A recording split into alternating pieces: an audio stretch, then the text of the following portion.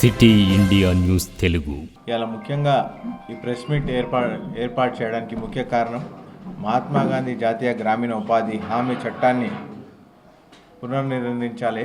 ఏ విధంగా అయితే ఇలా బీజేపీ ప్రభుత్వం మహాత్మా గాంధీ గారి పేరు తీసేసి దాన్ని విజీ రామ్ అనే వేరే పేరుతోటి ఇలా ఆ పథకాన్ని ముందుకు తీసుకురావడం, ఆ పథకాన్ని ఇలా కాంగ్రెస్ పార్టీ తీవ్రంగా ఖండిస్తుంది. అని ఆ పథకాన్ని మార్చాలి, ఏ విధంగా ఇంతకుముందు ఉండేనో ఆ పథకాన్ని అదేవిధంగా ఉండే విధంగా ఆ పథకాన్ని అమలు చేయాలని చెప్పి ఇలా కాంగ్రెస్ పార్టీ ప్రధానమైన డిమాండ్ చేస్తూ ఇలా దేశవ్యాప్తంగా ఇలా నిరసనలు తెలుపుతూ ఇలా మొత్తం దేశంలో అంతా కూడా ఇలా ప్రెస్ మీట్ జరపడం జరుగుతుంది. ముఖ్యంగా కాంగ్రెస్ పార్టీ 2005లో ఏదైతే మన్రేగా చట్టాన్ని తీసుకురావడం జరిగిందో ఆ చట్టం మన అప్పుడున్న ఆంధ్రప్రదేశ్ రాష్ట్రంలో మొట్టమొదటిగా మెదక్ నుంచి ఈ చట్టం ప్రారంభమైంది. ఆ చట్టం రావడానికి కారణం కూడా ఎప్పుడైతే సోనియా గాంధీ గారు అనంతపూర్ జిల్లాలో పర్యటిస్తున్నారో మొత్తం ఇళ్ళన్నీ కూడా తాళం ఉంటే, ఎందుకోసం తాళం ఉన్నాయంటే ఇక్కడ అందరూ కూడా పనులు లేక వలసలకు పోతున్నారు కాబట్టి, ఇక్కడ అంతా కూడా ఈ ఎవరికి కూడా పనులు లేవు కాబట్టి వలసలు వెళ్తున్నారు కాబట్టి తాళాలు ఉన్నాయని చెప్పడంతో ఆమె ప్రజల గురించి ఆలోచన చేసి ఈ మన్రేగా చట్టాన్ని తీసుకురావడం జరిగింది. ఆనాడు డాక్టర్ మన్మోహన్ గారు ప్రధానమంత్రిగా ఉన్నప్పుడు ఈ చట్టాన్ని అమలు చేయడం జరిగింది. ఈ చట్టం అమలైన తర్వాత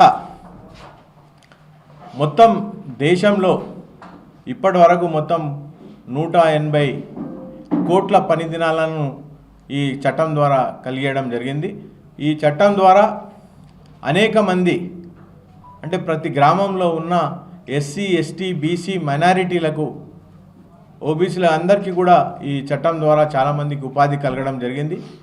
ఈ మొత్తం గ్రామాల్లో మనం చూసినట్టయితే దాదాపు 90% మంది ఎస్సీ, ఎస్టీ, బీసీలు ఇలా ఉంటారు గ్రామాల్లో. ఈ గ్రామాల్లో ఇలా ఏ విధంగా అయితే ఇలా బీజేపీ ప్రభుత్వం ఈ చట్టాన్ని తీసేస్తుందో, కేవలం గ్రామీణ ప్రాంతాల్లో ఉన్న బడుగు బలహీన వర్గాలను అణచివేయడానికి ఈ చట్టాన్ని తీసేయడం జరుగుతుంది.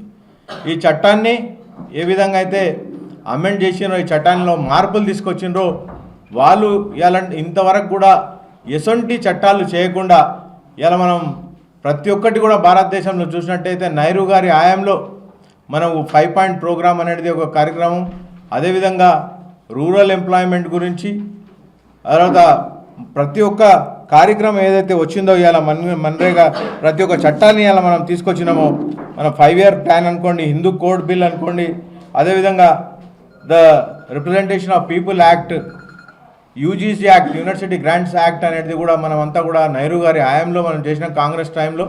అదేవిధంగా ఇందిరాగాంధీ గారు ప్రధానమంత్రిగా ఉన్నప్పుడు మనం ఎన్నో చట్టాలను తీసుకురావడం జరిగింది. నేషనలైజేషన్ ఆఫ్ బ్యాంక్స్ కానివ్వండి, ఎంఆర్పిటి యాక్ట్ కానివ్వండి, వైల్డ్ లైఫ్ ప్రొటెక్షన్ యాక్ట్ కానివ్వండి, ఇంటిగ్రేటెడ్ చైల్డ్ డెవలప్మెంట్ యాక్ట్, అదేవిధంగా 20 పాయింట్ ప్రోగ్రామ్ ద్వారా రూరల్ ఏరియాస్లో ఏ విధంగా డెవలప్మెంట్ చేయాలనే అంశాలన్నింటినీ కూడా తీసుకొని ముందుకు పోవడం జరిగింది. ఆనాడు ఒక పెద్ద స్లోగన్ గరీబీ హటావ్ అనే స్లోగన్ తోటి ఇందిరాగాంధీ గారు ముందుకెళ్ళి ప్రతి ఒక్కరికి ఉపాధి కలిగించాలి, ప్రతి ఒక్కరికి రోటీ కపడా మకాన్ అని ఉండే విధంగా, దేశంలో ప్రతి ఒక్కరు ఉండే విధంగా అన్నాడు ఇందిరాగాంధీ గారు పోరాటం చేసింది. దాని తర్వాత రాజీవ్ గాంధీ గారు ప్రధానమంత్రి అయిన తర్వాత యాంటీ డిఫెక్షన్ యాక్ట్ తీసుకురావడం జరిగింది. అదేవిధంగా ఎన్విరాన్మెంట్ ప్రొటెక్షన్ యాక్ట్, ఎప్పుడైతే భూపాల్లో గ్యాస్ ఇన్సిడెంట్ అయిందో అప్పుడు అన్నాడు ఎన్విరాన్మెంట్ యాక్ట్ తీసుకురావడం జరిగింది. దాని తర్వాత కన్జ్యూమర్ ప్రొటెక్షన్ యాక్ట్ ఇలా కాంగ్రెస్ ప్రభుత్వం తీసుకురావడం జరిగింది.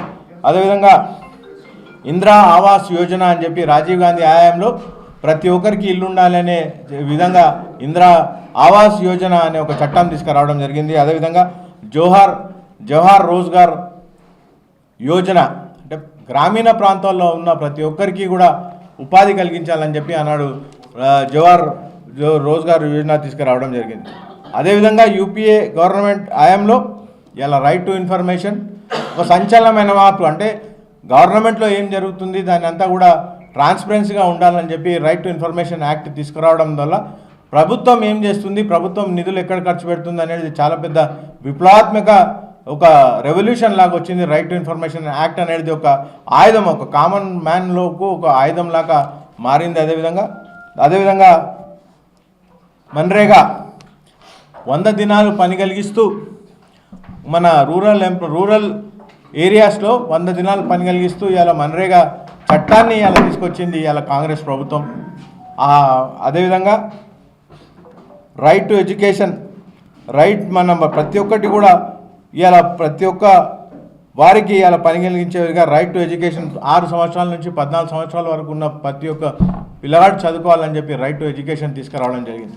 ఇన్ని చట్టాలు ఇలా కాంగ్రెస్ ప్రభుత్వం చేస్తే ఏ ఒక్క చట్టం కూడా 12 ఏళ్ళు అవుతుంది ఇలా బీజేపీ ప్రభుత్వం వచ్చి 12 ఏళ్ళ నుంచి ఇంతవరకు కూడా ఏ ఒక్క చట్టం చేయకుండా ఉన్న చట్టాలనే మార్చి కేవలం మన భారతదేశంకి వెన్నెముక్క అయిన గ్రామీణ ప్రాంతాల లోపల ఇవాళ వారందరినీ కూడా బలపరిచే విధంగా ఇవాళ బీజేపీ ప్రభుత్వం వ్యవహరించిన తీరును ఇవాళ తీవ్రంగా కాంగ్రెస్ పార్టీ ఖండిస్తుంది. ఇవాళ కాంగ్రెస్ పార్టీ ఏదైతే చట్టాన్ని తీసుకొచ్చిందో 100 రోజుల పని తీసుకురావాలని చెప్పి, అది దాదాపు మనం చూసినట్టయితే ఆ చట్టం ఎంత ఉపయోగంలోకి వచ్చిందంటే, మనం కోవిడ్ టైంలో దాదాపు మంది 4 కోట్ల మందికి అది ఉపాధి హామీ కలిగించడం జరిగింది కోవిడ్ సమయంలో.